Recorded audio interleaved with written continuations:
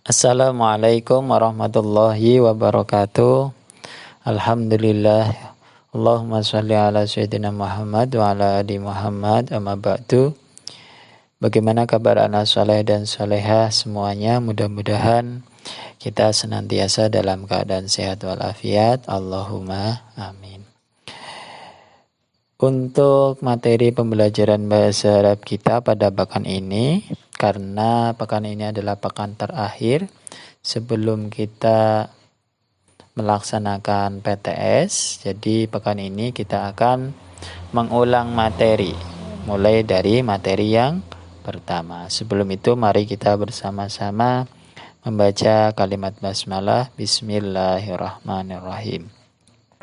Anak soleh dan solehah, untuk materi PTS kita yang nanti diujikan, yang pertama adalah materi mengenai anggota tubuh, a'da'u jismi. Kemudian yang kedua adalah profesi atau al-mihnatu.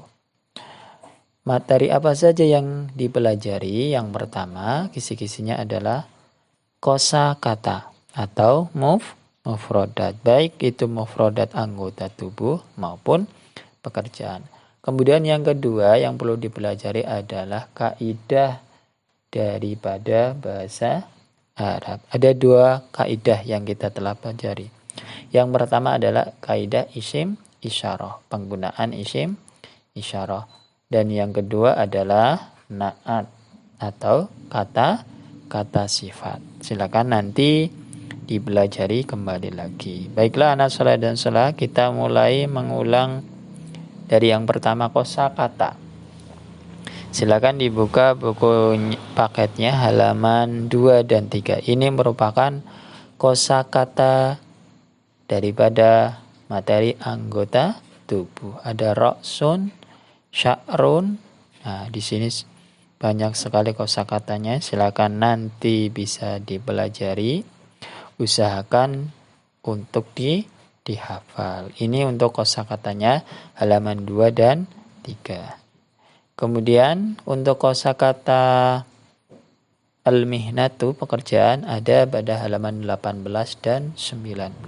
Itu untuk kosakata. Poin yang pertama yang perlu dipelajari. Dan juga ada beberapa kosakata yang ada pada bacaan. Silakan juga untuk dipelajari. Kemudian yang kedua mengenai kaidah. Kaidah yang pertama adalah kaidah mengenai kata tunjuk atau isyarah. Kita mengulang sebentar. Nah, kata tunjuk ini ada 4. Yang pertama adalah hada, dalika, kemudian hadihi, dan tilka.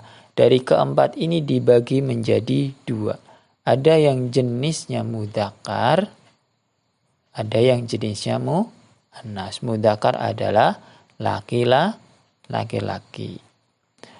Jenis katanya adalah laki-laki. Kemudian muannas adalah jenis katanya adalah perempuan. Hada dan dalika itu mudzakkar, jenisnya mudzakkar. Hadihi dan tilka itu jenisnya adalah muannas. Hada artinya ini, itu laki-laki mudzakkar. Kalau hadihi itu artinya ini, tapi muannas, untuk muannas. Dalika artinya itu untuk mudzakkar, kemudian tilka untuk muannas. Kemudian penggunaannya atau penerapannya dalam sebuah kalimat. Yang perlu diperhatikan adalah ketika kita menggunakan kata isyarah, maka kedua kata ini harus selaras, harus sejenis. Ketika kata isyarahnya, kata tunjuknya adalah jenisnya mudzakkar, maka benda yang ditunjuk harus mudzakkar. Kemudian ketika muannas juga kata yang ditunjuk juga harus muannas. Hada jismun. Ini mudzakkar, ini jenisnya mudzakkar. Artinya ini badan. Ini adalah badan. Tilka jabhatun. Ini bentuknya muannas. ini jabhatun bentuknya mu'annas. Tandanya apa? Tandanya adalah tak marbuto di akhir kata ini menunjukkan kata ini mu'annas. Di sini mu'annas memiliki tamar buta. Itu ciri yang paling mudah. Ini termasuk mu'annas. Artinya itu adalah dahi. Itu untuk penerapan kata isyarah. Kedua-duanya harus mudzakkar. Kemudian adalah kata sifat atau naat. Ini juga sama. Penerapannya adalah kata sifat itu mengikuti kata yang disifati. Ketika yang disifatinya adalah mudzakkar, maka kata sifat pun harus mudzakkar. Ketika yang disifati adalah mu'annas, contohnya ini jabhatun nadifatun, karena di sini ada tamar buto berarti mu'annas, maka kata sifat pun harus mu'annas. Ketika di sini tidak ada alif lam atau al-ma'rifat, maka di sini tidak ada alif lam atau menggunakan tanwin. Nah, poinnya adalah harus selaras atau sejenis semuanya, mulai dari yang depan sampai yang belakang. Kata tunjuk, kata yang ditunjuk, dan kata sifat. Nah, kata sifat itu mengikuti kata yang disifati. Nah, kata yang disifati ini double kedudukannya. Ini sebagai kata yang ditunjuk, juga sebagai kata yang diikuti oleh kata sifat. Ketiga-tiganya itu harus sama, harus jenis. Mudzakkar berarti mudzakkar semua, mu'annas berarti mu'annas semua. Itu poin pentingnya. Yang kedua, yang selanjutnya, mohon maaf, yang belum kita bahas adalah mengenai nakiro dan ma'rifah. Apa itu nakiro dan apa itu ma'rifah? Isim ma'rifah adalah kata khusus. Cirinya adalah ada alif lam di awal kata ini. Al-ma'rifah. Ada alif lamnya. Ini kata khusus. Kemudian nakiro adalah kata umum. Cirinya apa? Cirinya ada tanwin di belakang.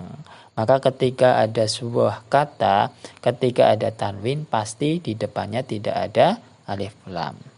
Begitu pula sebaliknya, ketika ada alif lam, maka di belakang harokat paling akhir itu pasti tidak ada tanwin. Karena kuda itu bertentangan. Ketika ada tanwin berarti tidak ada alif lam. Ketika ada alif lam berarti tidak ada tanwin. Ini pada halaman 30. Silakan nanti dibuka. Baik, kita lanjutkan.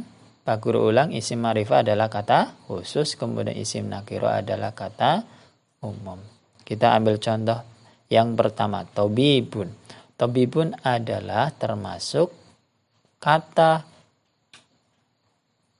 umum atau isim nakiro, kata umum. Mengapa? Karena dia ada tanwin. Ini cirinya yang paling mudah, karena ada tanwin, artinya adalah dokter. Kenapa dia termasuk kata umum?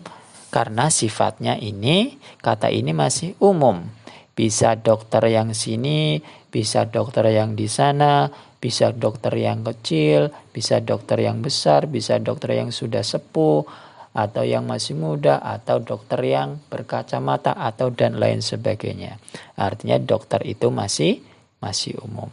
Nah, ketika kita tambahkan alif lam pada kalimat atau bibu ini, maka artinya sudah berubah. Kita sudah menentukan dokternya.